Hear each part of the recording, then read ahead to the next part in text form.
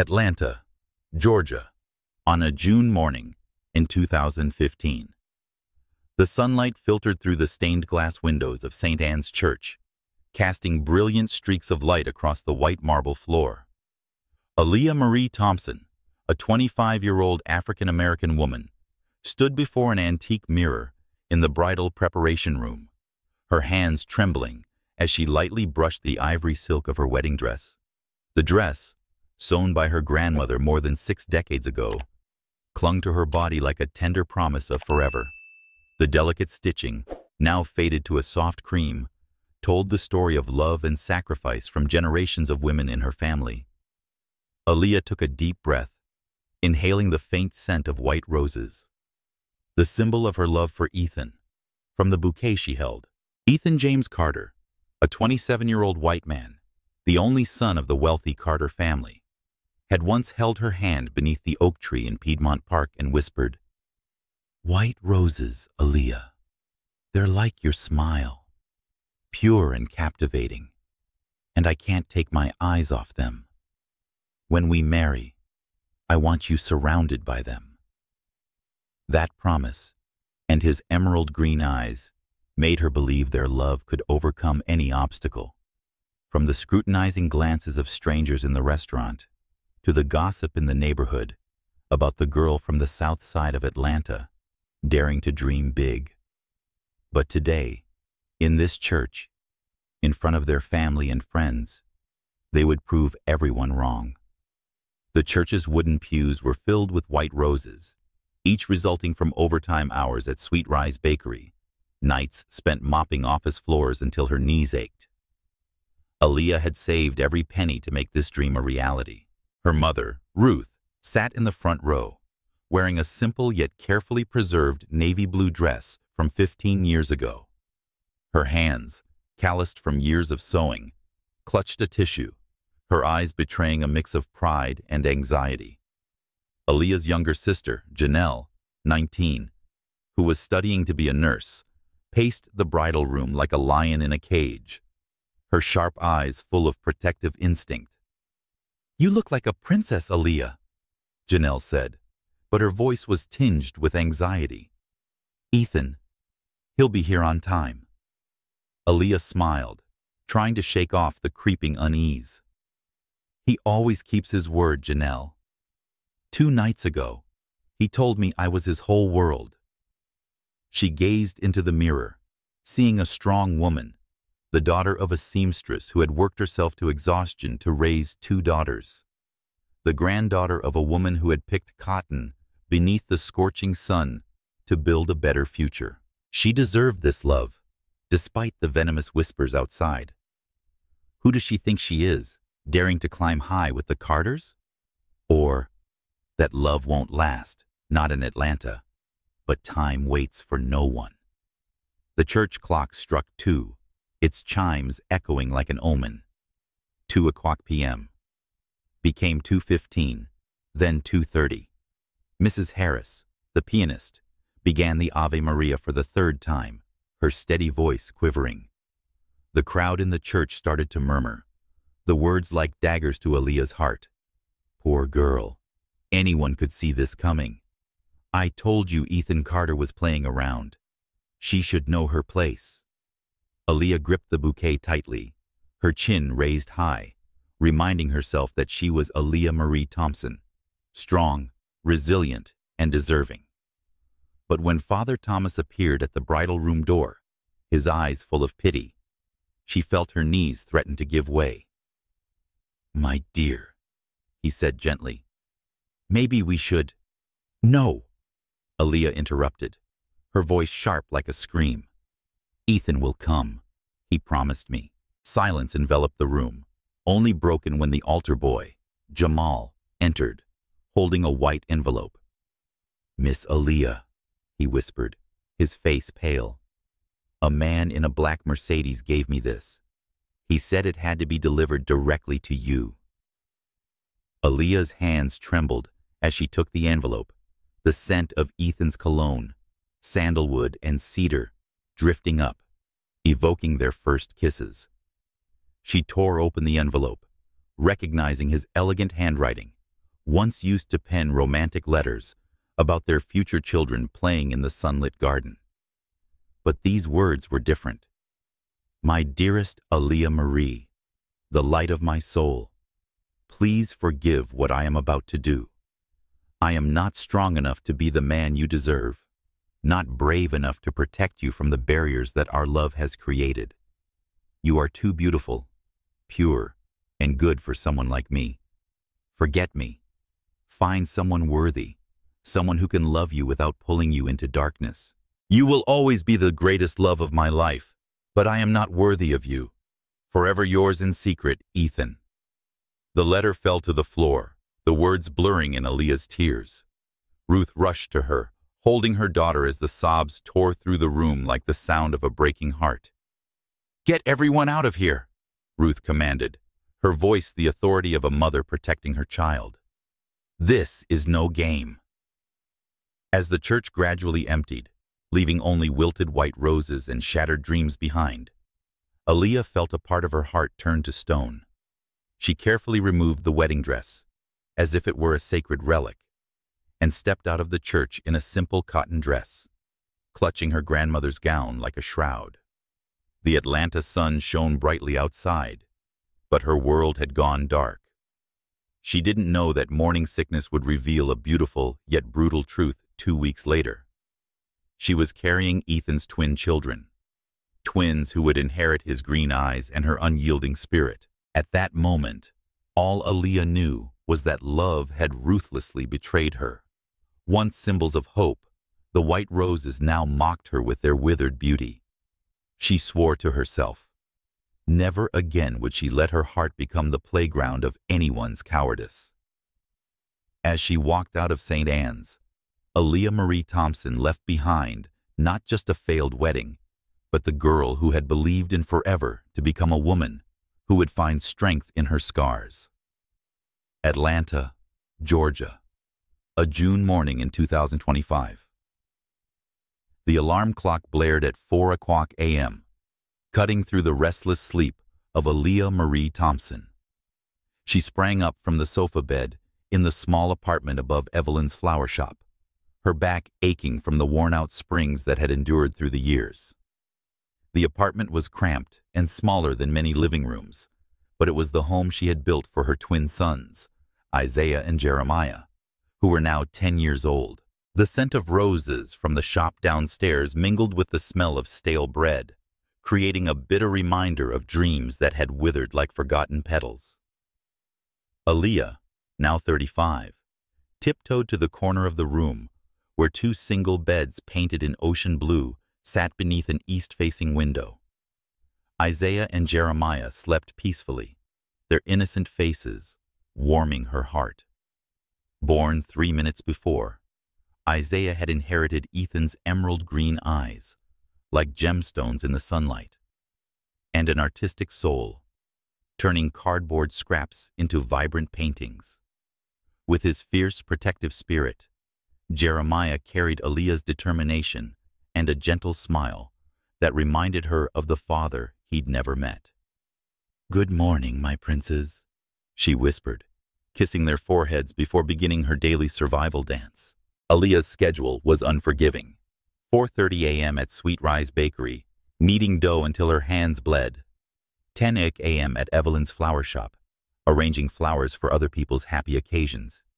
9 p.m., cleaning an office downtown, where she became an invisible shadow in the eyes of the world. Every penny earned went toward Isaiah and Jeremiah, used books, secondhand clothes, and loving yet straightforward meals. Atlanta, a diverse city, was still full of prejudice, and it wasn't easy being a single black mother. The scrutinizing stares, the whispers behind her back. She's raising 2 fatherless kids. There must be something shady about her, were invisible knives cutting into her self-esteem. Evelyn, the elderly black woman who ran the flower shop, had become a second grandmother to the boys. She would often sneak candy into Isaiah and Jeremiah's pockets, letting them help arrange the flowers when Aaliyah had to rush the kids to school. "Mom," Isaiah said one evening as Aaliyah bandaged a cut on her hand from breaking a glass jar while cleaning. When I become a famous artist, I'll buy you a big house with a garden full of flowers. And I'll be a doctor," Jeremiah added seriously, "so that I can heal all your wounds, Mom." Aaliyah smiled, her heart both proud and aching from the sacrifices her children had to witness. When the boys were asleep late at night, Aaliyah opened the old tin box that once held her grandmother's buttons. Inside was the only photo she kept of Ethan, taken one afternoon at the park when he was smiling brightly from one of her jokes. She didn't keep it because she still loved him, but as proof that she had once been loved deeply, that before life had forged her into armor, she had been someone's everything. The photo was a painful reminder of the day she stood in St. Anne's Church, abandoned in front of the wilting white roses. The boys began to ask the hard questions. "Why don't we have a dad like Tommy's?" Jeremiah asked, his eyes lighting up with curiosity. "What does our dad look like? Does he love us?" Isaiah followed, his voice innocent but sharp. Aaliyah always responded with the carefully wrapped truth. "Your dad is a good man, but he can't be with us. You both have his eyes, and I love you enough for him and me." She didn't tell them about the nights she cried into her pillow, mourning not just the lost love, but the father her children would never know.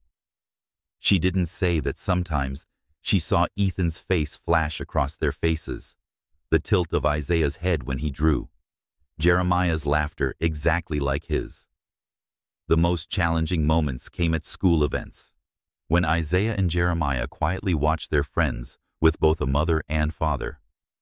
Aaliyah held her children tighter those nights, telling them stories about their strength and worth until they believed in themselves just as she believed in them. Survival had become her greatest masterpiece. The kind of love that had once made her believe in fairy tales was now a luxury she couldn't reach. But there were small moments that brought light. Isaiah's proud smile when he showed off a new drawing. Jeremiah's hand tightly clutching hers as they walked past older kids, the laughter of the two brothers filling their small apartment with joy. Late at night, when the weight of responsibility bore down on her, Aaliyah stood at the door of their room, watching her boys sleep soundly. They were her purpose, strength, and proof that love could create miracles, even when it destroyed the heart that gave birth to it. Tomorrow would bring the same challenges, counting every penny, running to the bus stop, working until exhaustion. But Aaliyah would face it all with the determination of a woman who had learned that survival was a victory. In the small apartment above the flower shop, surrounded by the scent of roses and unfulfilled dreams, Aaliyah Marie Thompson continued to write her story, not a fairy tale, but a journey of resilience and unconditional love. The misty dawn enveloped Oakland Cemetery in Atlanta, Georgia, on June 2025. Ethan James Carter, now 37, stood by his mother's grave. Eleanor was wearing a dark gray suit, his hands tightly clutching a bouquet of white chrysanthemums, her favorite flower when she was alive. As a millionaire owner of a renowned architecture firm in Chicago, Ethan had everything the world deemed necessary: a penthouse overlooking the river, skyscraper design contracts, and enough wealth to buy anything. But standing here, in front of the simple stone slab engraved with his mother's name, he only felt empty. 10 years ago, he had left Aaliyah Marie Thompson at St. Anne's Church, leaving behind a letter and a broken heart, not just hers, but his as well. Ethan couldn't forget that day. His father, Charles Carter, an influential businessman in Atlanta, had called him into his office a week before the wedding. In the cold light of the boardroom, Charles placed a folder in front of him. Pictures of Ruth, Aaliyah's mother, leaving the sewing factory. Pictures of Janelle, her sister, walking to nursing school, and details of the Thompson family's shaky financial status. "You think you love her," Charles said, his voice sharp as a knife. "But if you marry that black girl from South Atlanta, I'll make sure her mother loses her job, her sister loses her scholarship, and her entire family has no place in this city. Walk away, or I'll destroy them." Ethan, then 27, scared and naive, chose to walk away to protect Aaliyah, believing it was true love. But that decision haunted him every day for the last decade. He had built an empire in Chicago, working himself to exhaustion to fill the void in his heart. Every night, he wrote letters to Aaliyah, letters he never sent, recounting the lonely days, the dreams of her, and the unrelenting regret. He had tried to call, but her number had changed. Once, in 2017, he sent a letter to Sweet Rye's Bakery, where she worked, but received no response. He thought she had moved on, found happiness without him. But his mother's death 6 months ago, the woman who always believed he abandoned Aaliyah for ambition, forced Ethan to return to Atlanta to face his past. As he left his mother's grave, Ethan walked through the winding paths of the cemetery, planning to visit the section for infants, where Aaliyah had lost 3 children to miscarriages during their time together. Those losses, he had only known through letters from his mother, were a pain he carried in his heart for 10 years. Suddenly, a familiar bright laugh rang out, so familiar it made his heart stop. He hurried, rounding a marble statue, and saw her, Aaliyah. She knelt beside a small grave, placing simple white chrysanthemums with the same tenderness he remembered. But she was not the Aaliyah of 10 years ago, radiant and innocent. This was a woman forged by hardship, her short hair framing a face that carried deep sorrow and unwavering strength. She wore a faded but clean, light yellow sundress, her hands scarred from years of labor. Beside her were 2 boys, about 10 years old, playing among the graves. They had the same emerald green eyes as him, and the warm smile of Aaliyah. Ethan's knees shook. His sons. That truth struck him like a lightning bolt. The younger boy, Isaiah, sat cross-legged on the grass, sketching in an old notebook, his tongue slightly sticking out in concentration, a habit Ethan had when designing architectural plans. Jeremiah stood nearby, his eyes vigilantly scanning the cemetery entrance like a guardian. "Isaiah, stay close to Mom," Jeremiah called, his voice carrying an authority beyond his years. Aaliyah stood up, her movements slow and weary, as though every action came at the cost of energy. "Finish your drawing, sweetheart," she said, her voice sweet yet tired. "We need to get back soon to help Mrs. Evelyn at the shop." Ethan hid behind the statue, his heart pounding. He wanted to run to them, kneel, apologize, and hold her and the children. But he knew he had no right, not after what he had done. Looking at the boys, Ethan saw a lifetime he had missed. The first steps, words, and days of school. He had never hugged them, read bedtime stories, or bandaged their wounds. Aaliyah had done it all alone, while he built a meaningless empire. "God, what have I done to them?" he whispered, his voice cracking. When Jeremiah suddenly looked in his direction, his green eyes piercing through him, Ethan felt as though the world stopped. Father and son locked eyes across the gap of 10 years and an undisclosed secret. "Let's go, kids," Aaliyah called, gathering her purse and gardening tools. "Mrs. Evelyn will be worried if we're late." Isaiah carefully folded the notebook, and Jeremiah glanced around the cemetery one last time, as if ensuring there was no threat to their family. Ethan watched them leave, his family, walking together with the natural bond of those who only rely on each other. When they disappeared behind the cemetery gates, he collapsed onto a nearby bench, the perfect world he had built crumbling. He took out his phone and called his assistant. "Cancel everything for the next month," he said, his voice choked. "I'm staying in Atlanta indefinitely." His assistant protested, mentioning a significant project in Chicago. But Ethan cut him off. "I don't care. Nothing is more important than this." He hung up the phone and looked at the white chrysanthemums Aaliyah had left on the grave. They weren't the glamorous white roses he had once promised her, but a symbol of survival, of finding beauty in what was available. 10 years ago, Ethan thought leaving was the way to protect Aaliyah. Now he understood it was the act of a coward, choosing the easy approval of his father over the difficult path of fighting for love. His sons were growing up without him. Aaliyah had struggled alone, and this world had no place for the man who should have been their support. But he was here now, and no matter how long it took, he would find a way to make amends, to prove that love could overcome even the deepest of wounds. The June night of 2025 in Atlanta settled over Evelyn's flower shop, the neon streetlights casting faint streaks of light on the damp sidewalk. Aaliyah Marie Thompson, 35 years old, locked the shop door at 11:47 p.m., her tired hands fumbling with the familiar keychain.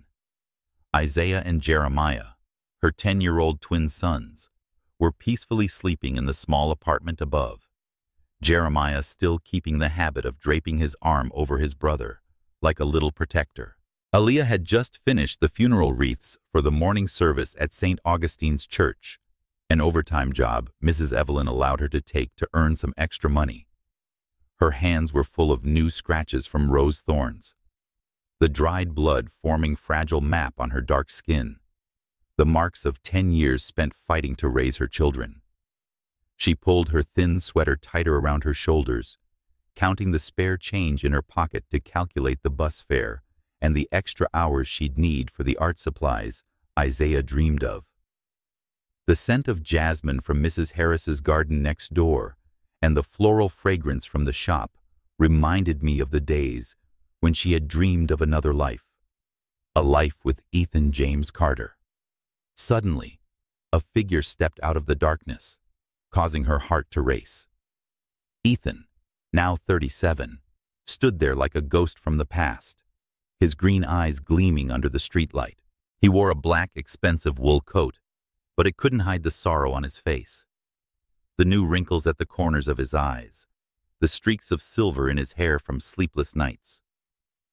"Aaliyah," he said, his voice deep, carrying the tone that once made her heart flutter 10 years ago. But now, it only sparked the anger that had smoldered for far too long. "You have no right to be here," she replied, her voice as sharp as broken glass, gripping the keys so tightly that the metal cut into her palm.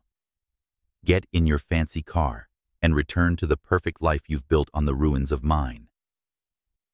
Ethan stepped closer, the smell of a new, expensive perfume, subtle and refined, mixing with the familiar scent of leather, reviving memories she had tried to bury. "I saw them today," he said, his voice breaking with emotion. "At the cemetery.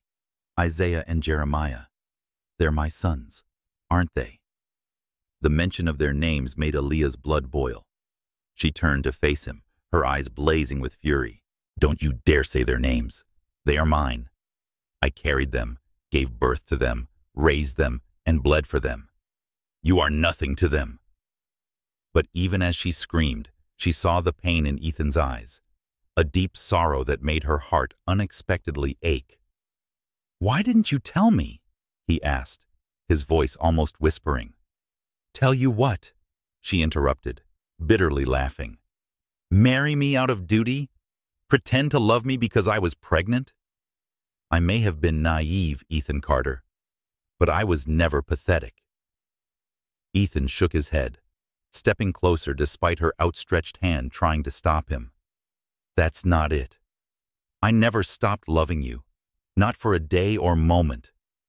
He pulled out a stack of old photos from his coat pocket, pictures of Ruth leaving the sewing factory, Janelle walking to school, and the old apartment of the Thompson family.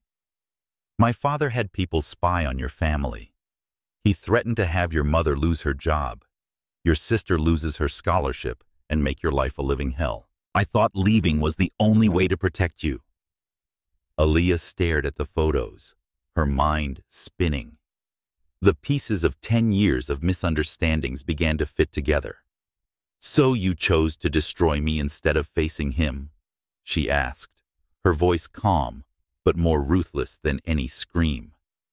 "I chose to save your family by sacrificing myself," Ethan replied, his eyes red.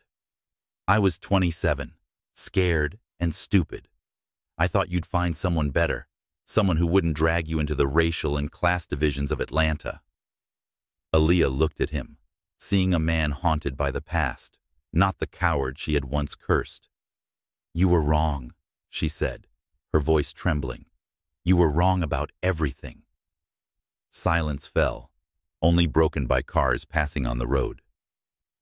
Ethan pulled out a bundle of letters, yellowed paper, and his familiar handwriting. "I write to you every day, Aaliyah. Letters I never sent. They were the only way I kept you in my heart."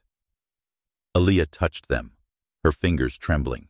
"I wrote too," she confessed, the words slipping out before she could stop them. "Every night I wrote in my journal to you about the kids, their first steps, and the days they asked about their father. I wrote because I couldn't stop loving you, no matter how hard I tried." Her confession shattered the wall between them. Ethan stepped forward, close enough for her to feel his breath. "Aaliyah, I don't deserve you, but I've never stopped loving you." Before she could respond, his lips touched hers, a desperate kiss that held 10 years of longing and regret. She kissed him back, even though every part of her screamed to push him away. The kiss was a surrender, a memory of afternoons at Piedmont Park, a combined mix of pain and hope. When they pulled apart, breathless, Aaliyah rested her forehead against his chest, whispering, "Don't hurt me again, Ethan. I can't take it anymore." He held her, his voice choked. "I swear, Aaliyah, I'm here, and I'm not going anywhere." But as she looked up and saw his determined yet fearful gaze, she knew the road ahead wouldn't be easy. Atlanta, with its simmering racial and class prejudices, would not forgive them easily. And her children, Isaiah and Jeremiah, deserved to know the truth. But not tonight. Aaliyah stepped back, wiping away her tears. "I need time," she said, "and you need to prove it, not just with words." Ethan nodded, his eyes never leaving hers. "I will prove it, no matter how long it takes." As she turned and began to walk up the stairs to the apartment, Aaliyah's heart pounded. That kiss had awakened something she thought was dead, but it had also opened a door full of risks. In the darkness, she wondered whether love could heal the deepest scars, or if it would just make them bleed again. On a Saturday morning in June 2025, the sunlight of Atlanta streamed through the window of the small apartment above Evelyn's flower shop, casting warm yellow squares on the old wooden floor. Aaliyah Marie Thompson, 35 years old, stood in the small kitchen, wearing a well-fitting but straightforward blue dress, trying to control her heartbeat, which raced at the thought of the decision she had made. After the emotional confrontation with Ethan James Carter outside the flower shop 3 days ago, she had agreed to let him meet Isaiah and Jeremiah, their 10-year-old twin sons, not yet as a father, but as an old friend, wanting to learn about the two boys who had become the center of her life. The decision filled her with hope and fear, as if standing on the line between the past and the future. Isaiah sat cross-legged on the floor, sketching a bird in an old notebook, his green eyes sparkling with concentration. With his protective nature, Jeremiah read aloud from a library book about soccer, carefully enunciating every word.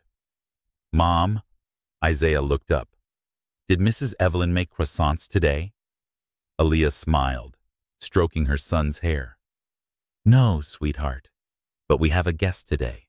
Someone I've known for a long time, before you both were born." Jeremiah closed his book, his eyes narrowing with suspicion. "A guest? Who's so special, Mom?" His innocent question made Aaliyah's heart tighten. Someone important to me, she answered, her voice quivering slightly. You'll like him. 3 soft knocks on the door startled Aaliyah. She checked herself in the kitchen window, telling herself she didn't need to look beautiful for Ethan. He had seen her in a flour-stained shirt and messy hair, and still looked at her like she was his whole world. When she opened the door, she saw Ethan standing there, not in an expensive suit, but in dark jeans and a gray sweater, looking more approachable, like an ordinary man. He held 2 gift bags, his hands slightly shaking, his eyes filled with worry and determination. Hello, Aaliyah, he said, his voice warm.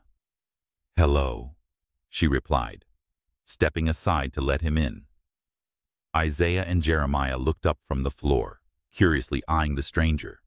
Hello, Isaiah spoke first, tilting his head, a habit that eerily resembled Ethan's. Are you Mom's friend? I'm Isaiah, and this is Jeremiah. He's the protective one. Ethan smiled, but Aaliyah saw him take a deep breath to stay calm. I'm Ethan, he replied, kneeling to the boy's eye level. You're right, I'm your mom's friend. It's nice to meet these 2 young men. Jeremiah crossed his arms, his eyes sharp. Why are you here? Mom doesn't usually invite strangers. Aaliyah was about to intervene, but Ethan raised his hand, signaling it was okay. Good question, Jeremiah. I'm here because your mom is very important to me, and anyone important to her is important to me, he said, offering the 2 gift bags gently. I brought a little gift. I hope you both like it. Isaiah, with his natural openness, opened the bag first, his eyes lighting up when he saw a professional art kit, colored pencils, charcoal, high-quality paper. Mom, look! Real art supplies. Aaliyah covered her mouth, moving because she knew this kit was worth a month's salary. Jeremiah slowly opened his bag, pulling out a FIFA World Cup soccer ball and a book about famous players.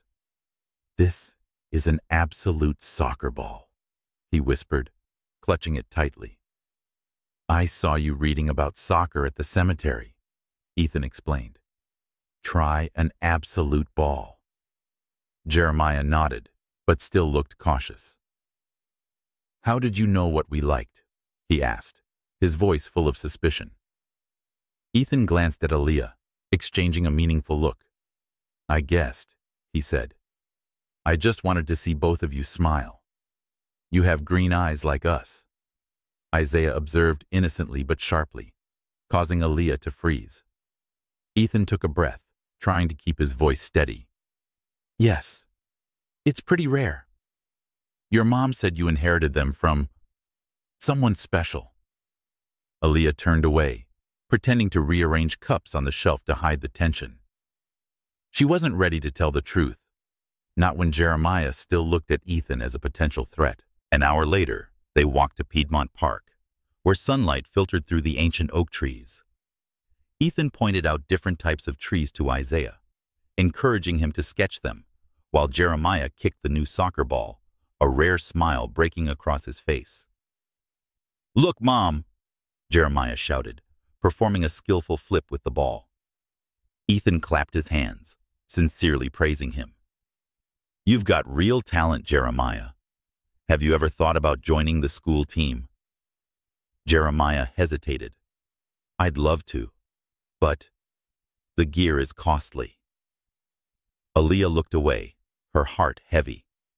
She knew the cost of the soccer gear was beyond her means, and the prejudice at school, where some parents still whispered about the single black mother, made her hesitate to sign him up. As if sensing her thoughts, Ethan said softly, If your mom agrees, I can help. Aaliyah shook her head, her voice firm. We can manage on our own. But seeing the joy on Jeremiah's face, she wondered if her pride was standing in the way of her son's happiness. When Isaiah ran up to show his drawing of a tree, Ethan knelt, carefully examining it. You draw beautifully, Isaiah. Do you see that oak tree over there? It's been standing there for hundreds of years, like a story told through its leaves. Isaiah beamed, and Aaliyah realized Ethan was genuinely building a connection with her children. On the way back, Jeremiah suddenly asked, "How long have you known Mom? How did you know she liked white roses?" Ethan glanced at Aaliyah, seeking permission with his eyes. "We've known each other since we were young," he replied. "Your mom always loved white roses because they reminded her of family." Back in the apartment, Aaliyah stood in the kitchen, watching Ethan thank the boys for the fun afternoon. When he left, Isaiah said, "Ethan's nice. I want to see him again." But Jeremiah, with his cautious nature, whispered to Aaliyah, "He's nice, but Mom, be careful. I don't want you to be sad." Aaliyah hugged him, her heart conflicted. "I'm fine, sweetheart. I promise." When she closed the door, she watched Ethan's figure fade into the distance, knowing he was trying, but the truth about their children's father was still a heavy secret. With its judging glances and whispered words, Atlanta wouldn't make things easy. But for the first time in 10 years, Aaliyah felt a glimmer of hope, which made her both excited and afraid. On a Tuesday night in June 2025, a sudden storm swept over Atlanta, turning the sky into a furious shade of gray. Thunder rumbled, shaking the old windows of the small apartment above Evelyn's flower shop. Aaliyah Marie Thompson, 35 years old, stood by the kitchen sink, washing the dishes after a simple pasta and tomato sauce dinner. She watched the rain pour down the window, her heart heavy with worry. Isaiah and Jeremiah, her 10-year-old twin sons, sat at the wobbly kitchen table, doing their homework under the yellow light of the only lamp she had on to save electricity. The soft murmur of their voices, solving math problems, created a gentle rhythm amidst the storm. "Mom, do we divide or multiply first?" Isaiah asked, his pencil hovering over a fraction problem. Aaliyah wiped her hands on the worn towel and was about to walk over when 3 gentle knocks on the door echoed through the sound of the thunder. Her heart skipped a beat. She recognized that rhythm. Ethan James Carter. Over the past 3 weeks, since the encounter outside the flower shop, Ethan had become a small but regular part of their lives. Afternoons at the park, hours spent reading at the library, brief conversations on the balcony after the children had gone to bed. Each moment made her waver between hope and fear, as if opening her heart again was a dangerous gamble. "I'll open it, Mom," Jeremiah said, jumping off his chair, his excitement replacing some of the initial skepticism he had shown. "Wait," Aaliyah called, checking her hair in the kitchen window. She wore jeans, a blue sweater, and no makeup, but told herself that Ethan didn't care. He'd seen her tired and scarred, and he still looked at her like she was his world. When she opened the door, she found Ethan standing in the hallway, soaked from head to toe, his dark gray coat dripping water onto the floor. His hair clung to his forehead, but his smile was bright, even though he was clearly shivering from the cold. In his hands was a brown paper bag, held tightly to protect it from the rain.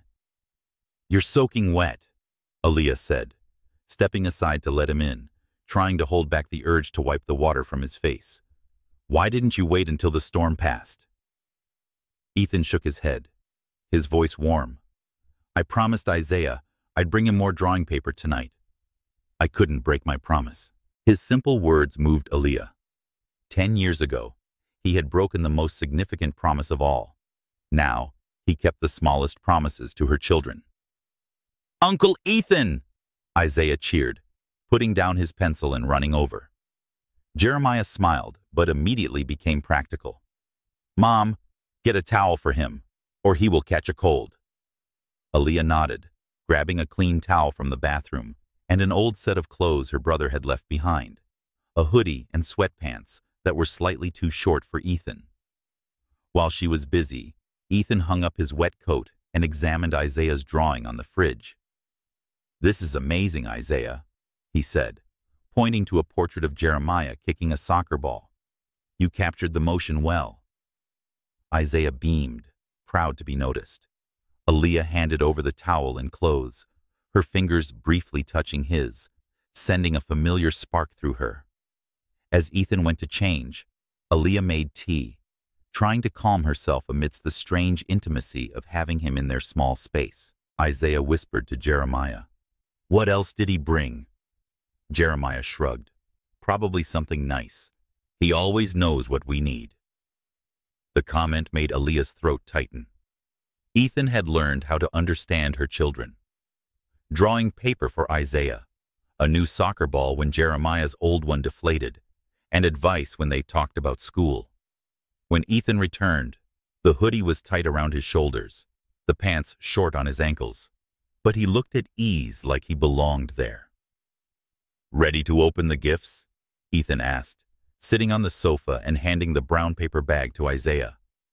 The boy opened it, his eyes lighting up when he saw thick drawing paper and new charcoal pencils. "Thank you, Uncle Ethan." Isaiah hugged him, surprising him, but he received a warm smile in return. Jeremiah watched, still keeping his distance, but his gaze softened. Just then, the thunder cracked loudly, the lights flickered and then went out, plunging the apartment into darkness. Isaiah curled next to Aaliyah, while Jeremiah stood tall, ready to protect. "It's just the storm, kids," Aaliyah reassured them, but she knew that a power outage meant no heat, no light, and a cold night ahead. Ethan took a match from his pocket without hesitation, lighting the emergency candles on the shelf. "Perfect," he said, the candlelight softening his face. "My mom used to say thunder was the angels packing up for the heavenly feast, and the rain watered the flowers in God's garden. Let's make the storm our friend, shall we?" Isaiah laughed. His artistic imagination swept away. "Uncle?" Ethan nodded, pulling out his phone and playing a slow piano melody, a soft tune blending with the sound of the rain. "My mom used to play this when my dad was away. She said music makes everything feel easier." He stood up, extending his hand to Isaiah. "Dance with me, little artist?" Isaiah giggled, letting Ethan lead, his steps clumsy but joyful. Ethan patiently guided him in rhythm. Initially hesitant, Jeremiah joined in, his steps strong like when he kicked a soccer ball. Aaliyah stood at the kitchen doorway, watching Ethan dance with the children in the candlelight, their laughter louder than the thunder.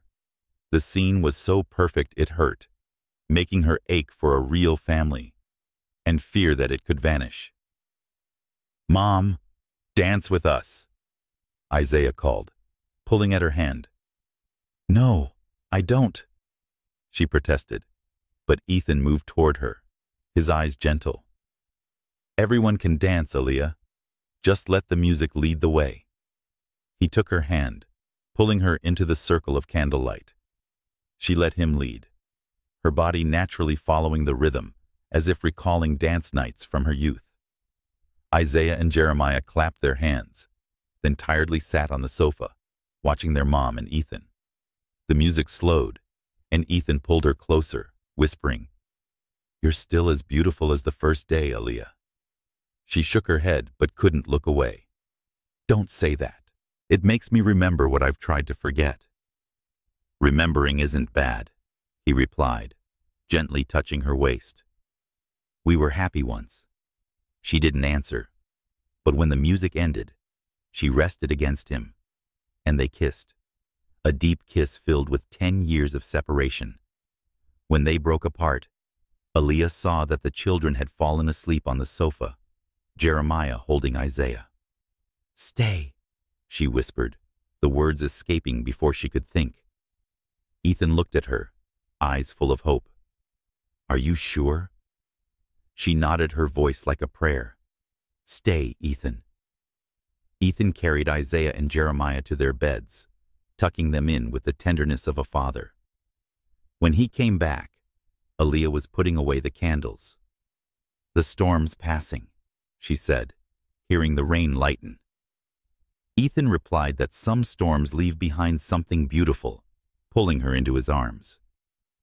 In the fading candlelight, Aaliyah felt the wall in her heart crack.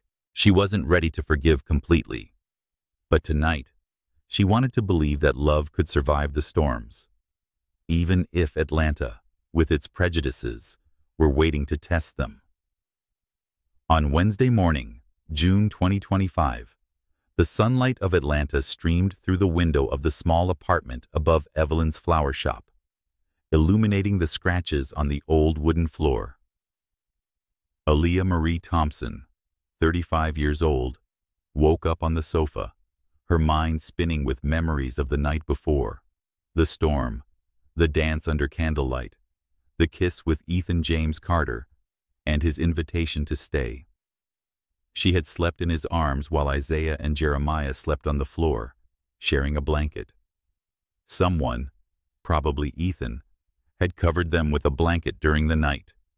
The whispers and soft laughter from the kitchen pulled her back to reality, her heart racing at the image of a family she hadn't dared dream of.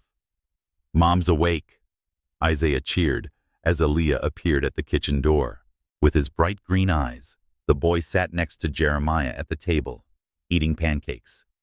Still wearing her brother's tight hoodie, Ethan stood by the stove, flipping pancakes with surprising skill. "Good morning," he said, his eyes seeking hers, the familiar warmth in his gaze bringing back memories of the night before. She said you didn't have to make breakfast, feeling self-conscious in her simple pajamas, cotton shorts, and an old t-shirt. "I wanted to," Ethan replied, placing a plate of golden pancakes in front of her. "Besides, Jeremiah said making pancakes is a tradition after a storm." Jeremiah nodded, his mouth full of pancakes. "We set up the candles and blankets. Uncle Ethan said teamwork is the best." The ease in his voice made Aaliyah's heart ache. Ethan had become part of her children's routine in just a few weeks, helping with homework, playing soccer with Jeremiah, and praising Isaiah's art. But she knew the truth about him, that he was their father. Couldn't be hidden forever. After breakfast, Ethan looked at her, his voice serious. "Aaliyah, we need to talk. There are things I want you to see so that you can understand." She nodded, uneasy. "Mrs. Evelyn doesn't need me at the shop until noon. The boys can play in the backyard." An hour later, Isaiah and Jeremiah ran outside to the small backyard, their laughter filling the air as they kicked the FIFA ball Ethan had given them. Aaliyah sat across from Ethan at the kitchen table, her hands tightly clasped on her lap, preparing herself for whatever was coming. He placed an old leather briefcase in front of her, worn but carefully kept. He said, "I'd carried this with me for 10 years, opening the case to reveal hundreds of letters, hotel stationery, restaurant napkins, and coffee receipts, all filled with his handwriting. I wrote to you daily, even though you'd forgotten me." Aaliyah touched the top letter, dated a week after their failed wedding. "Dearest Aaliyah," it read, "today I saw you from a distance at the bakery. You're still beautiful, but your eyes are sad. I wanted to run to you and apologize, but I know I'd only make you hurt more. I love you more than my breath." Her tears blurred the ink as she read the letter from 2018. "I called you, but your number has changed. I sent a letter to Sweet Rise, but I got no response. Have you been happy, Aaliyah? I hope so, even though it kills me." "He tried to contact me," she whispered, her voice tight. Ethan nodded. "My father blocked everything. He knew I was weak and used that against me. But I never stopped writing because it was the only way to feel like you were still here." Aaliyah stood up, walked to the bedroom, and returned with a small wooden box. She said, "You're not the only one who wrote," opening the box to reveal her journals, hundreds of pages filled with handwriting, telling the stories of Isaiah and Jeremiah, their first steps, and the times they asked about their father. She handed him a page from 2023. "Ethan, Today, Jeremiah asked why he doesn't have a dad. I told him his dad loves him, but can't be here. I hate lying, but I don't want them to know you left me. I still love you, even though it hurts. Ethan read it, his hands shaking, his eyes red. Oh God, Aaliyah, I didn't know. I thought you had moved on. They sat surrounded by letters and journals, evidence of a love that had never died, even though it had been torn apart by time and prejudice. What did your father do? Aaliyah asked, needing to understand. Ethan pulled out an envelope, inside which were photos of Ruth, Janelle, and financial details about the Thompson family. He hired detectives. If I married you, he would destroy your family. I was too scared to fight back. Aaliyah looked at the photos, anger toward Charles Carter rising inside her, and pity for the young Ethan, who his father manipulated. Suddenly, the back door opened, and Jeremiah stood there, his eyes wide. Who is Uncle Ethan really, Mom? He asked, his voice trembling. I overheard everything. You know Grandma and Aunt Janelle, and you write letters to Mom. You're my dad, aren't you? Aaliyah froze, her heart clenched. She wasn't ready, but the look in Jeremiah's eyes, both hurt and hope, made her face the truth. Sit down, sweetheart, she said, pulling him into her lap. Mom and Uncle Ethan will explain, but not today. I promise I'll tell you everything, but I need you to trust me a little longer. Jeremiah nodded, but his gaze toward Ethan was cautious. I want to know the truth, Mom. I don't want to be lied to. Ethan knelt in front of him, his voice sincere. You deserve to know, Jeremiah. I promise I won't hide anything when your mom's ready. Jeremiah looked at him, then turned back toward the yard, leaving Aaliyah and Ethan in heavy silence. I don't want to pressure you, Ethan said, but I want to be part of this family if you let me. Aaliyah looked at the letters, the journals, and the figure of Jeremiah outside. I want to trust you, Ethan, she said, but I need to see you stay, not just when it's easy. He took her hand gently. I'll be here, no matter how Atlanta judges us. She nodded, feeling a door in her heart crack open, even if just a small gap. The secret about Ethan couldn't stay hidden much longer, and she knew the road ahead would be full of challenges, from the children, from herself, and from a city that had never been kind to a love like theirs. On Tuesday morning at the end of June 2025, the sunlight in Atlanta streamed through the window of the small apartment above Evelyn's flower shop, but it couldn't lift the heavy atmosphere that hung in the air. Aaliyah Marie Thompson, 35 years old, stood by the door, gripping a printed notice, an eviction notice. She was still wearing her Sweet Rise Bakery apron, dusted with flour, as she read the cold, impersonal words.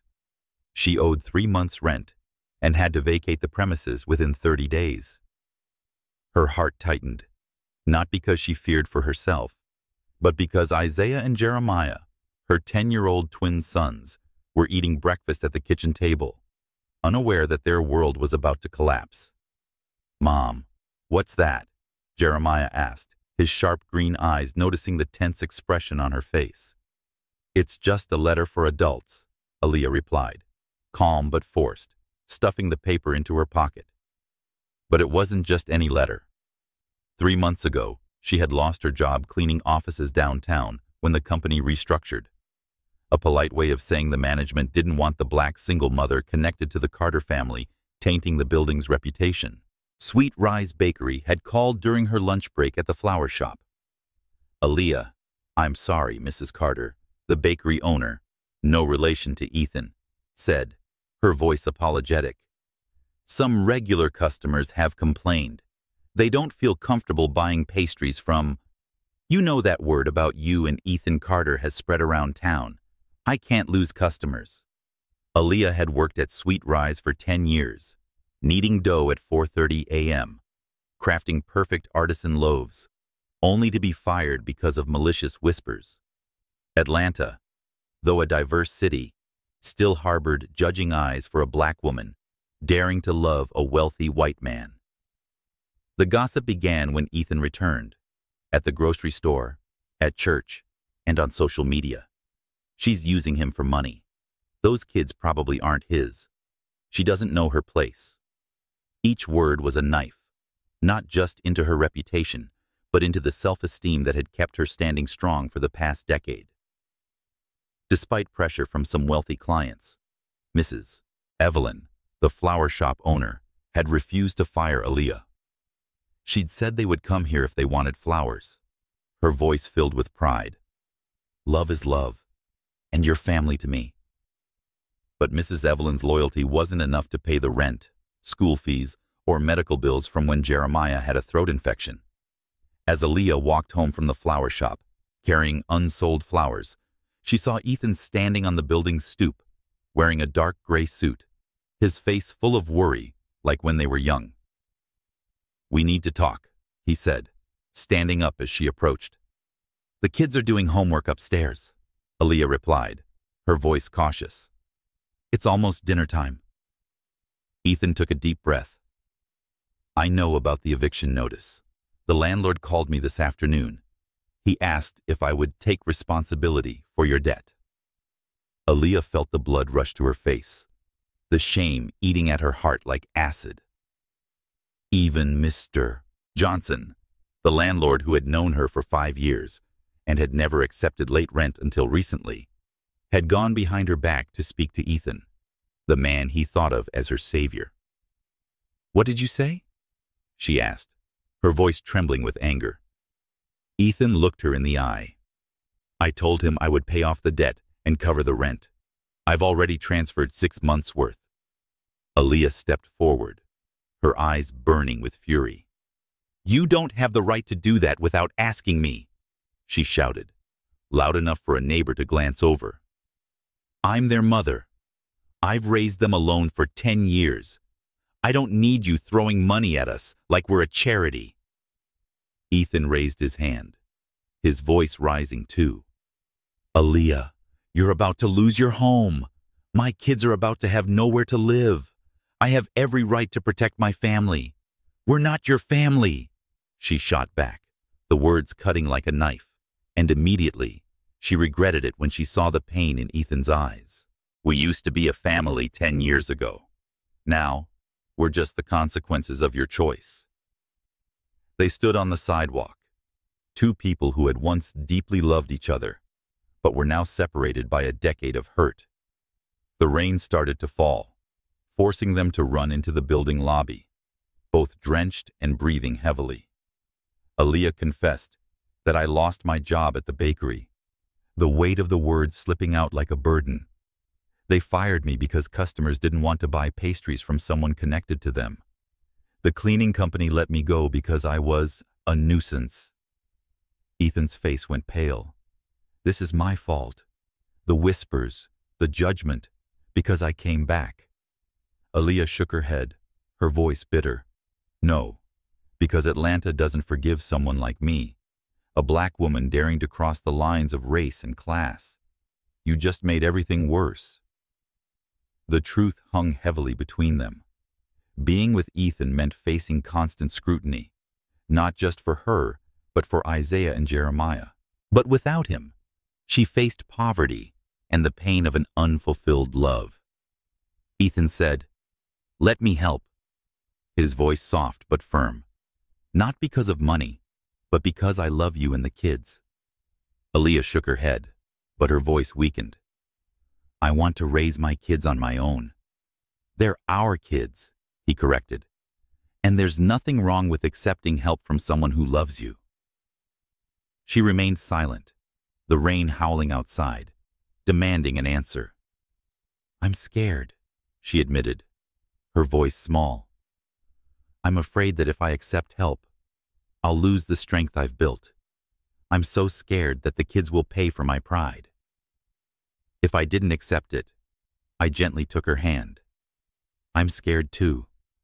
I'm afraid I'll still be outside your life in 10 years, watching you struggle because of my mistakes." They looked at each other, two people immersed in fear and hope. "We can face this together," he said. "Let's organize a community meeting and tell our story so they can see we're not just whispering." Aaliyah nodded slowly.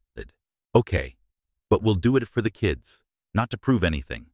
They went upstairs to find Isaiah and Jeremiah had finished their homework and were clearing the dinner dishes. Jeremiah looked at his mom, concerned. "Mom, are you okay? I heard you yelling outside." Aaliyah knelt, holding both of them. "I'm fine, sweetheart. We'll be okay." Over their heads, she looked at Ethan, and at that moment, she decided that accepting help wasn't giving up her strength. It was giving her children an opportunity she never had. "Stay for dinner," she said to Ethan. "We need to talk about the next step." On a Saturday afternoon in early July 2025, Piedmont Park in Atlanta basked in the summer sunshine, with the old oak trees casting shade for the families gathering around. Aaliyah Marie Thompson, 35 years old, sat on a wooden bench, her hands tightly gripping from anxiety. Beside her was Ethan James Carter, 37 years old, wearing a green t-shirt and jeans, trying to remain calm despite the tension in his eyes. Today, they would tell Isaiah and Jeremiah, the 10-year-old twin boys, the truth that Aaliyah had been delaying for too long. Ethan was their father. After Jeremiah overheard the conversation about the letters last week, Aaliyah knew she couldn't keep hiding it anymore. But standing at this crossroads, she felt like her heart could shatter. Isaiah and Jeremiah played soccer on the nearby grass, their laughter ringing. Isaiah, with his artistic soul, occasionally paused to admire a bird, while Jeremiah, with his protective nature, kept the ball under control. "They're strong," Ethan said, his voice low. Aaliyah shook her head, her voice soft. "They're strong because they have to be, Ethan. 10 years without a father in a city full of judgment isn't easy. Atlanta, with its outward diversity, still held deep prejudices about families like hers. A black single mother raising 2 children with green eyes, a clear sign of a missing white father. She took a deep breath and called, "Isaiah, Jeremiah, come here for a minute." The boys ran over, sweat glistening on their foreheads, with Jeremiah clutching the FIFA ball Ethan had gifted. "What's up, Mom?"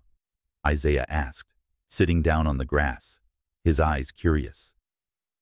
Jeremiah stood, his gaze cautious, as if he had a feeling something was about to change.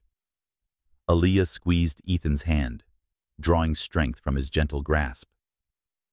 "Mom and Uncle Ethan have something important to say," she began, her voice trembling. "You've asked about your father, and I've always told you that your father loves you but can't be here. The truth is, Uncle Ethan is your father." Silence fell, only the distant sound of birds chirping. Isaiah's eyes widened, his mouth slightly agape. "Really? Uncle Ethan is our dad?" He looked at Ethan, and then a bright smile appeared. "I knew it! I saw that you have eyes like ours." Aaliyah smiled faintly, but her eyes were fixed on Jeremiah. The boy stood still, his hands clutching the ball, his face pale. "Why didn't you tell us earlier?" Jeremiah asked, his voice sharp and filled with hurt. "Why did you and Uncle hide this from us? He left us, didn't he?" Aaliyah knelt before Jeremiah, taking his hand, but he pulled away. "She said I wanted to protect you," her eyes brimming with tears. "What happened between me and Uncle Ethan is complicated, but he didn't leave you because he didn't love you. He had reasons, and I promise I'll tell you everything when you're ready." Jeremiah shook his head, his eyes red. "I don't want reasons. I wanted a dad here from the start." He threw the ball to the ground and ran toward the nearby soccer field, leaving Aaliyah and Isaiah stunned. Ethan stood up. "Let me talk to him." Aaliyah was about to stop him, but the determination in his eyes made her nod. She held Isaiah, the boy still excited. "Dad's here, Mom. I can show him my drawing." Aaliyah stroked her son's hair, her heart aching at the different reactions of her two children. She knew Jeremiah, with his protective nature, had felt the pain of not having a father more deeply than his brother. On the soccer field, Ethan found Jeremiah sitting on a bench, his shoulders shaking with sobs. He knelt, his voice soft but sincere. "Jeremiah, I know you're angry. You have every right to be angry. I made a huge mistake by not being here from the start." Jeremiah looked up, his eyes full of tears. "Why did you leave? Didn't you want us?" Ethan took a deep breath, choosing his words carefully. "I wanted you and Isaiah more than anything. But when your mom was pregnant, your grandfather, my dad, threatened to hurt your mom's family. I was young, scared, and thought leaving was the only way to protect her. I was wrong. I've missed 10 years, and I'll spend the rest of my life making it up to you if you give me a chance." Jeremiah wiped his eyes, his voice still hard. "How can I trust that you won't leave again?" Ethan looked him straight in the eye. "I won't make empty promises. I'll be here, kicking the ball with you, looking at Isaiah's drawings, helping your mom. But I was hoping you could give me time to prove it." Jeremiah stayed silent, then nodded slowly. "Okay, but you have to do it. I'll be watching you." Ethan smiled and placed his hand on Jeremiah's shoulder. "Thank you, Jeremiah. I'm proud of how strong you are." They walked back to the bench where Aaliyah and Isaiah were waiting. Jeremiah hugged his mom, whispering, "I'm sorry for running off, Mom." Aaliyah kissed his forehead, tears falling. "I understand, sweetheart. We'll get through this together." Isaiah grabbed Ethan's hand eagerly. "Dad, can you teach me how to draw the oak tree? I want to pull the biggest one in the park." Ethan smiled and nodded, but his eyes found Aaliyah's, full of emotion. "Thank you," he said as the boys ran off to get the ball. Aaliyah looked at her children, then at Ethan. "They need you, Ethan, but if you hurt them, I won't forgive you." He took her hand, his voice firm. "I won't hurt them, or you, ever again." They sat there, watching Isaiah and Jeremiah play, their laughter blending with the summer breeze. But Aaliyah knew the challenges weren't over. With its whispers and judging eyes, Atlanta would not readily accept their family. Next week, they will hold a community meeting at Evelyn's flower shop to share their story and face prejudices head-on. Though she was scared, Aaliyah felt a new strength, not just from her, but from the family forming before her eyes. On the afternoon of July 15th, 2025, 10 years after the failed wedding at St. Anne's Church, Atlanta was bathed in soft golden sunlight. Aaliyah Marie Thompson, 35 years old, stood in the small apartment above Evelyn's flower shop, her heart racing with hope and anxiety. Today was the day she had once reserved to mourn the broken dreams, the withered white roses, and the broken promise of Ethan James Carter. But this year, everything was different. Ethan, the white man with green eyes, who had once made her believe in forever, was now working daily to make amends, becoming a part of her life and their children's lives. Isaiah and Jeremiah, their 10-year-old twin sons. Aaliyah wore a simple blue cotton dress, trying to focus on cleaning the kitchen, but her mind kept returning to the kiss under candlelight 3 weeks ago when she invited Ethan to stay during the storm. The week before, the community meeting at Evelyn's flower shop had been a turning point. They had shared their story with neighbors, friends, and some of the shop's customers, facing the judging eyes of Atlanta, a city where interracial love was still scrutinized. Some listened with empathy, like Mrs. Evelyn and Aaliyah's mother, Ruth. Others whispered about her unworthiness. But Ethan held her hand throughout the event, declaring he would not let prejudice tear them apart again. A gentle knock at the door rang at exactly 2:00 p.m., the time their wedding should have started 10 years ago. "Open the door," Aaliyah called, thinking it was Mrs. Evelyn with leftover pastries. But when the door opened, Ethan walked in, wearing a simple black suit, just like the one he had planned to wear for their wedding back then.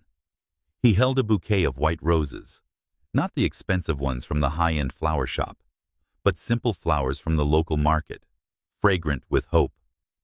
"I remember," Aaliyah said, taking the bouquet, her hands trembling slightly. "I remember everything," Ethan replied, his voice low with emotion. "Every detail of the day I hurt you. Today, I want to replace that memory." Ethan pulled a string of battery-powered lights from a small travel bag, hanging them around the small living room, transforming the space into a warm, glowing corner.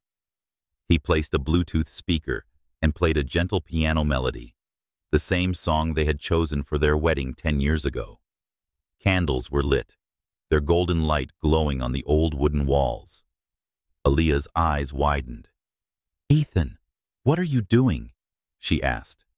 He knelt, pulling out her grandmother's ivory silk wedding dress, which her mother, Ruth, had given him the week before, now cleaned and restored. "Mom said Grandma wanted this dress to be worn at a real wedding," Ethan said, his eyes bright with determination. "Aaliyah, I can't erase 10 years of pain, but I want to create a new memory. Will you wear it for us today?" Aaliyah touched the soft silk, tears welling up. She went into the bedroom, putting on the dress, feeling connected to her grandmother, the woman who had taught her that love is perseverance through every trial. When she emerged, Ethan took a deep breath, his eyes lighting up like a miracle. "You're more beautiful than any dream I ever had," he said, his voice shaking. Aaliyah smiled through her tears. "This is wild, Ethan. True love is always crazy," he replied, extending his hand. "Shall we dance like we used to?" They moved in the small living room, as if walking down an imagined aisle, the piano melody leading. Ethan held her hand, spinning her gently, and in that moment, Aaliyah felt as if 10 years had never passed. "Aaliyah." "Marie Thompson," Ethan began, kneeling again and pulling out a ring box. Inside was a simple diamond ring, unpretentious, sparkling under the candlelight. "You are the love of my life, the mother of my children, the one who taught me that true strength is raising 2 fantastic boys on your own and still keeping kindness. I don't deserve you, but I ask you, marry me, not to get back the past, but to build a future together." Aaliyah looked into his eyes, seeing sincerity mixed with the fear of rejection. She thought of Isaiah and Jeremiah, who were at Mrs. Evelyn's learning to make croissants, the unsent letters, and the scars on her hands, the evidence of 10 years of struggle. "Yes," she whispered, her voice like a prayer. "Yes, Ethan, 1,000 times, yes." He slid the ring onto her finger, stood up, and cupped her face, wiping away her tears with his thumb. Their kiss started softly, but quickly became passionate, holding 10 years of longing, regret, and love that had never died. They tumbled into the bedroom, carefully setting the wedding dress aside. That night, they made love with tenderness and passion, as if making up for every stolen moment. Later, lying in Ethan's arms on the small bed, Aaliyah placed her hand on her stomach, smiling secretly. "Ethan," she whispered, "I'm pregnant." He froze, then hugged her tighter, his voice choked. "Really? Our baby?" She nodded, tears of happiness falling. "Yes. I wanted to wait until today to tell you when we're officially starting over." Ethan kissed her forehead, his voice trembling. "A baby. Our family." They lay there, the moonlight streaming through the window, blending with the candlelight. But Aaliyah knew the challenges weren't over. Atlanta, with its whispers about the black girl and the white millionaire, would not readily accept them. The community meeting had opened some hearts, but prejudice still simmered.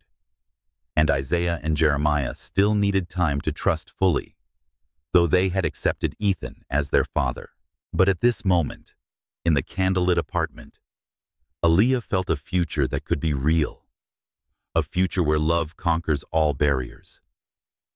On a bright October morning in 2025, Atlanta was draped in the soft golden light of fall, the oak trees in the southern part of the neighborhood glowing in brilliant shades of orange and yellow. Aaliyah Marie Thompson, 35 years old, stood in front of her new flower shop, Blossoms by Aaliyah, located right next to Evelyn's flower shop. The hand-carved wooden sign, designed by Isaiah, sparkled in the sunlight. With financial support from Ethan James Carter and encouragement from Mrs. Evelyn, Aaliyah had turned her lifelong dream of owning a flower shop into reality. She wore a simple blue sweater and jeans, her hand lightly resting on her belly, where her third child with Ethan was growing, carrying new hope. 4 months had passed since their private wedding in candlelight, and Aaliyah's life had changed. Ethan, the white man who had once abandoned her at St. Anne's Church 10 years ago, was now an integral part of their family. He had moved into the downstairs apartment, close enough to be involved in Isaiah and Jeremiah's daily lives, yet far enough to respect their space.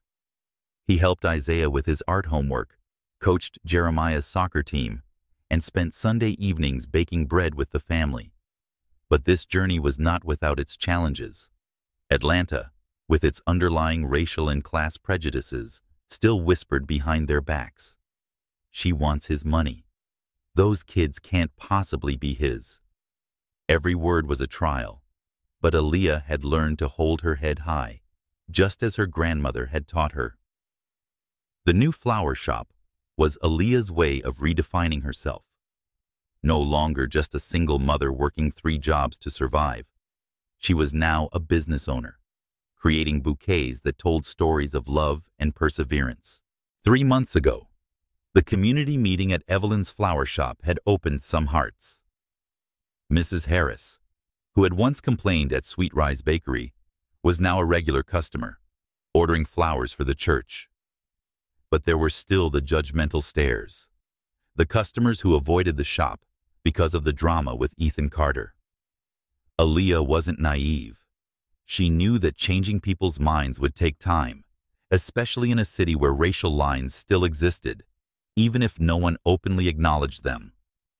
"Looks great, Mom," Isaiah cheered, running into the shop with his sketchbook in hand. The 10-year-old had drawn a picture of a white rose for the grand opening, now displayed at the entrance. With his protective nature, Jeremiah followed behind, carrying a small watering can to water the flowers. "Dad said he'd be here soon to help with the arrangements," he said, his green eyes lighting up at the mention of Ethan. After their conversation at Piedmont Park, Jeremiah had begun to trust Ethan, though he still kept an eye on him, as promised. Ethan had proven himself through actions, being at every soccer game, organizing a small art exhibit for Isaiah's paintings at the community library, and always listening when the boys talked about school. Ethan walked into the shop, wearing a gray t-shirt and jeans, carrying a box of white chrysanthemums, the type of flowers his mother, Eleanor, had loved. "Hello, boss," he said, smiling at Aaliyah. "What do you need me to do?" She pointed to the corner of the shop. "Arrange those pots of flowers over there, and don't spill them like last time." He chuckled, a sound that warmed her heart. They worked together, Isaiah sketching the customers, Jeremiah checking the vases, creating a family scene that Aaliyah had once thought impossible. Midway through the day, Mrs. Ruth, Aaliyah's mother, stopped by with a tray of cookies. "I'm so proud of you, darling," she said, hugging Aaliyah. "But be careful. People are still talking." Aaliyah nodded, knowing her mother was worried about the whispers, not just about her and Ethan, but about Isaiah and Jeremiah, the kids with green eyes in a black neighborhood. "I know, Mom, but I'm not running anymore." Mrs. Ruth smiled, stroking her daughter's hair. "You're as strong as your grandmother." As evening fell, when the shop closed, Ethan pulled Aaliyah into the backyard, where they had held the community meeting. "You've done it," he said, his hand resting on her belly. "The flower shop, the family, this baby. You're a miracle, Aaliyah." She leaned against him, but her voice still carried anxiety. "I'm still scared, Ethan. Fearful that what people say will hurt the kids. Fear that Atlanta will never accept us." He kissed her forehead. "We'll face it together. I've contacted the community center. They want us to speak at the racial reconciliation workshop next month. Our story can change something." Aaliyah looked at him, seeing the man who had grown from the mistakes of 10 years ago. "Thank you," she said, "for not giving up." They returned inside to find Isaiah and Jeremiah bickering good-naturedly over who arranged the flowers better. "Mom and Dad say my flowers are the best," Isaiah exclaimed. Jeremiah frowned. "No, mine are." Aaliyah laughed, hugging both of them. "They're both beautiful. You two are the most gorgeous flowers of all." That night, after the children were asleep, Aaliyah sat on the balcony, looking at the lights of Atlanta. The flower shop was just the beginning, but she knew the journey was far from over. She was no longer just the strong mother or Ethan's lover. She was Aaliyah, a woman learning to dream big again. The baby growing in her belly was a reminder that love could work miracles, even after the deepest wounds. With Ethan by her side, Isaiah and Jeremiah growing up in love, and the flower shop as a beacon of hope, Aaliyah was ready to face whatever prejudices Atlanta threw at them.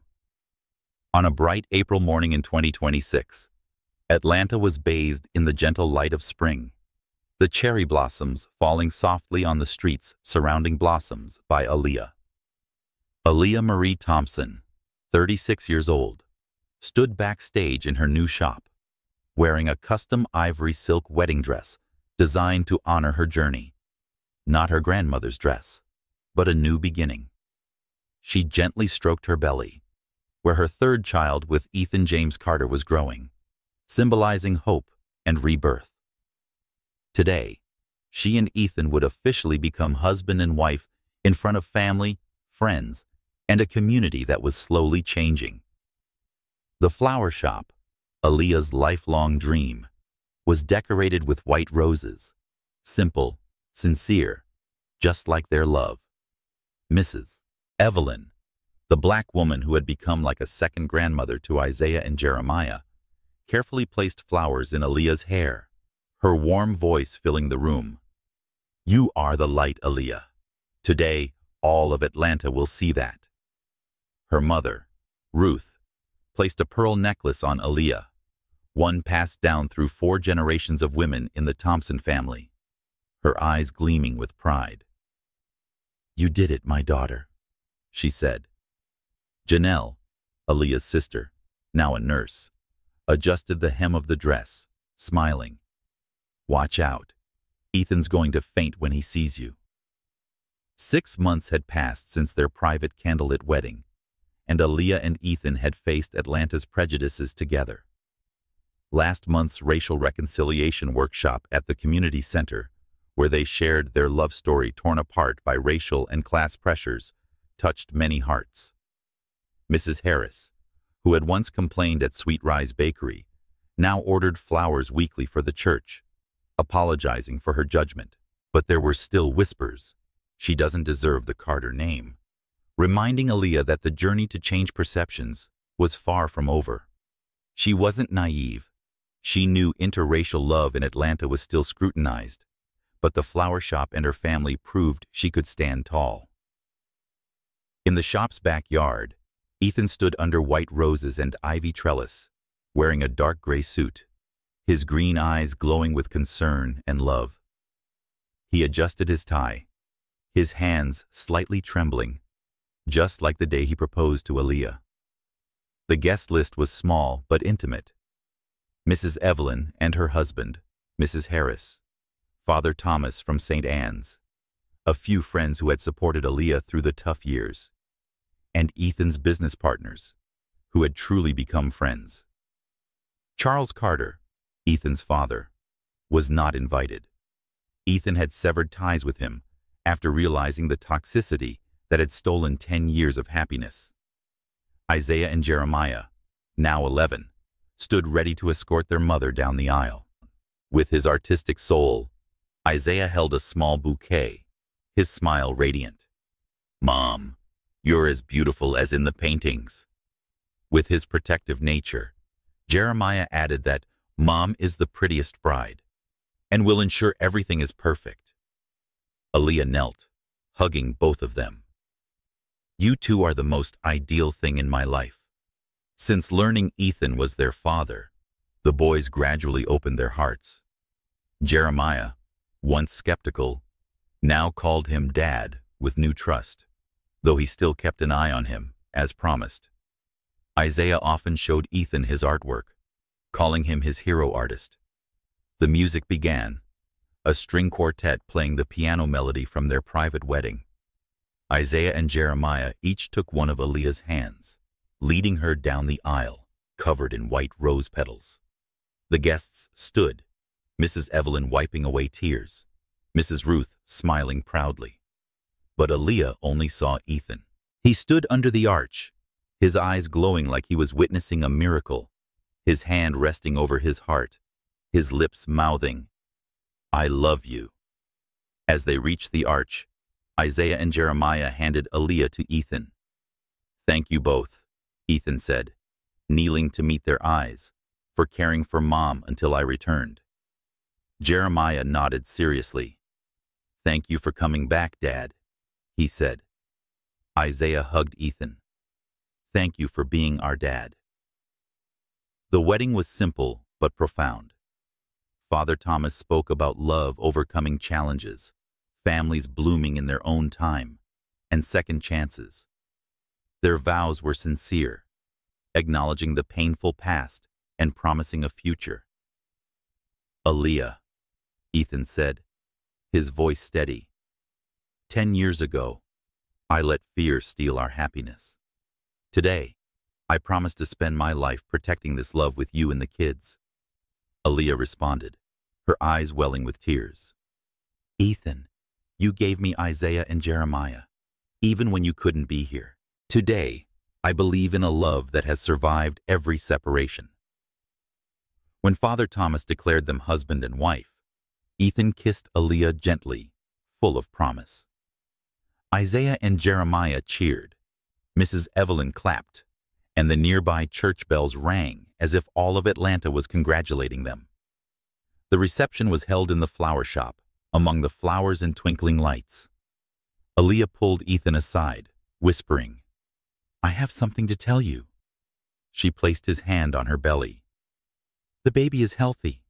The doctor says it's a girl." Ethan embraced her, his eyes lighting up with happiness. "A little girl," he whispered. "Our family is growing." Isaiah and Jeremiah ran over, curious. "What's going on, Mom?" Jeremiah asked. Aaliyah knelt, smiling. "What do you think about being big brothers?" The two boys stared, then cheered, their questions tumbling out. "Is it a girl or a boy? Can we choose a name?" As the reception continued, Aaliyah stood at the shop door, watching Ethan teach Isaiah and Jeremiah how to dance, Mrs. Evelyn clapping along. She placed her hand on her heart, silently thanking the universe for second chances, for love that never dies, and for the family that had found each other through scars and white roses.